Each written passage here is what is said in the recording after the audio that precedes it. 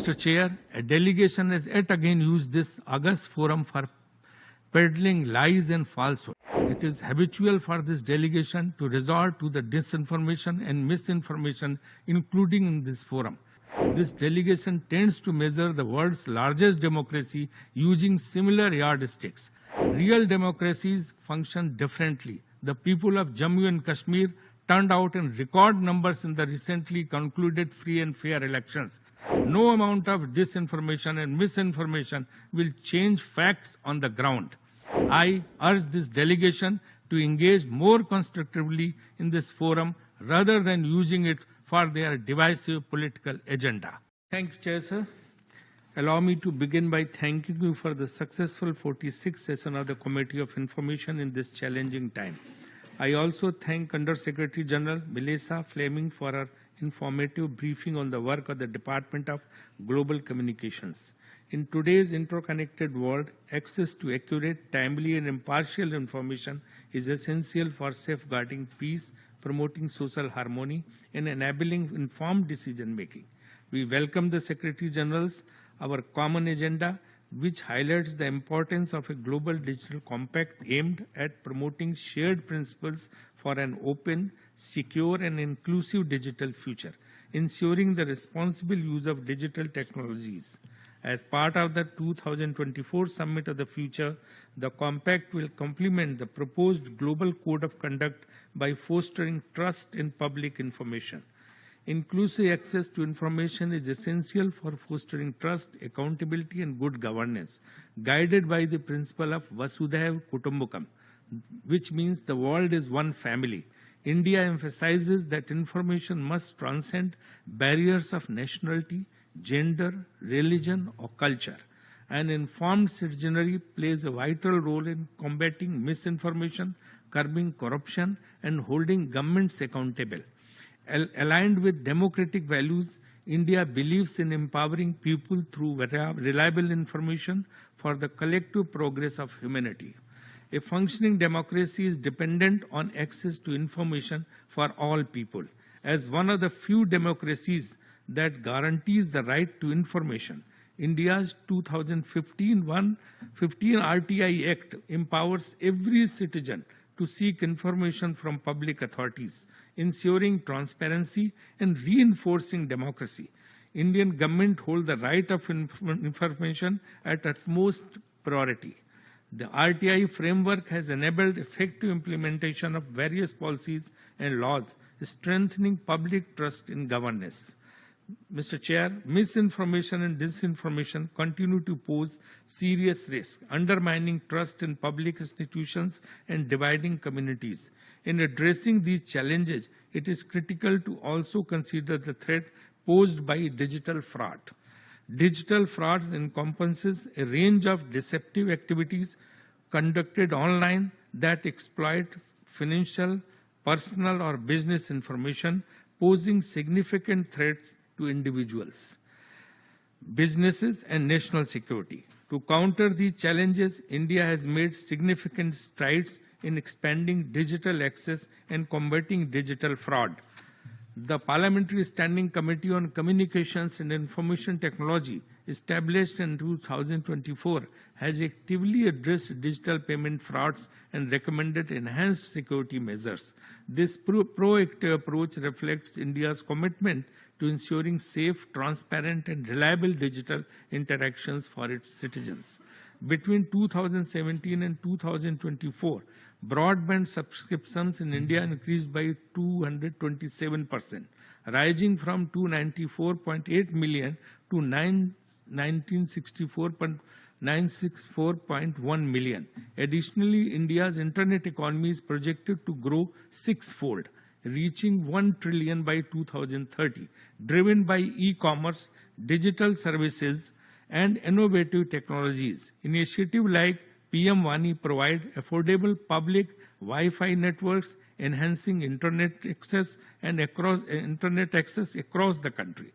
Project BharatNet connects over 250,000 gram panchayats with high-speed broadband, ensuring rural communities benefit from digital infrastructure.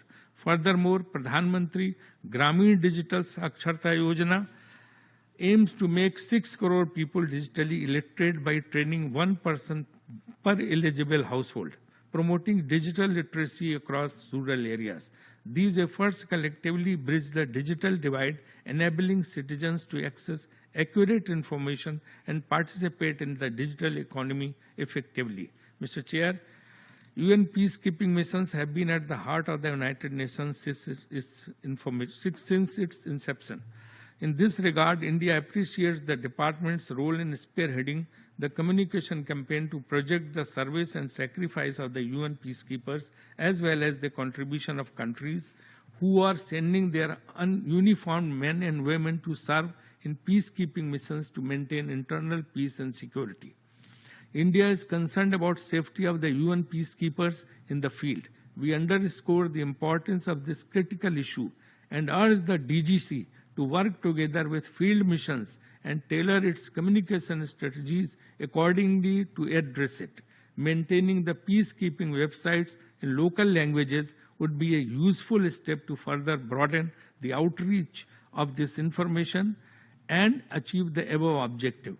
Separately, as part of its strategic communications, India would also like to see greater focus in the remarkable work done in the area of South-South cooperation in promoting the SDGs and achieving the Agenda to 2030. Highlighting such efforts is particularly relevant during the decade of action.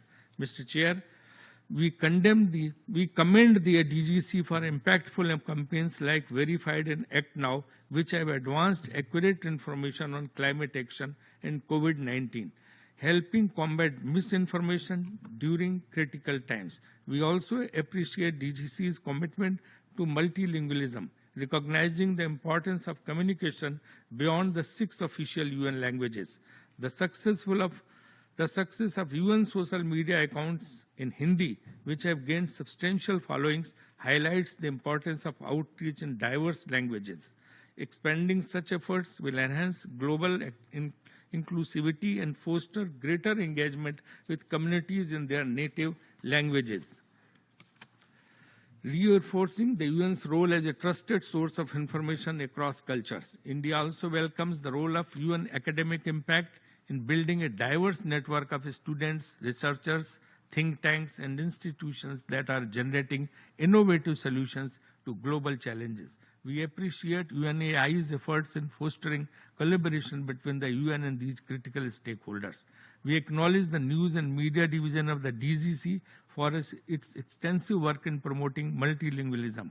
I also take this opportunity to thank the division's support in commemorating the International Day of Yoga and helping the global yoga community in promoting the message of yoga to fight social isolation and depression and its significant role in the psychosocial care and rehabilitation during COVID-19 pandemic.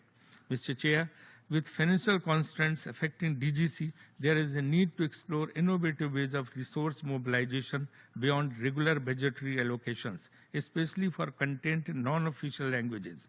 India is pleased to collaborate with DGC to develop a model that consolidates news and multimedia content through the UN News portal and social media in Hindi. We look forward to expanding this partnership to enhance the impact and visibility of these efforts. Globally, engagement with member countries to address misinformation during an infodemic and learning from each other will go a long way to understand the issues and to find suitable solutions to address the concerns. India believes that a transparent, timely, and trustworthy flow of information furthers democracy and allows our citizens to take informed decisions. Mr. Chair, a delegation has yet again used this August forum for peddling lies and falsehood. It is habitual for this delegation to resort to the disinformation and misinformation, including in this forum. This delegation tends to measure the world's largest democracy using similar yardsticks. However, let me be clear. Real democracies function differently. The people of Jammu and Kashmir turned out in record numbers in the recently concluded free and fair elections. No amount of disinformation and misinformation will change facts on the ground. I urge this delegation to engage more constructively in this forum rather than using it for their divisive political agenda. Mr. Chair, let me conclude by assuring you and the Department of Global Communication of India's continuous support to the department's activities and initiatives. We will fight with the virus of misinformation together and deliver a positive and reliable impact for peace and better world. Thank you, Mr. Chair. If you like this video, then like, share and subscribe to ET Now.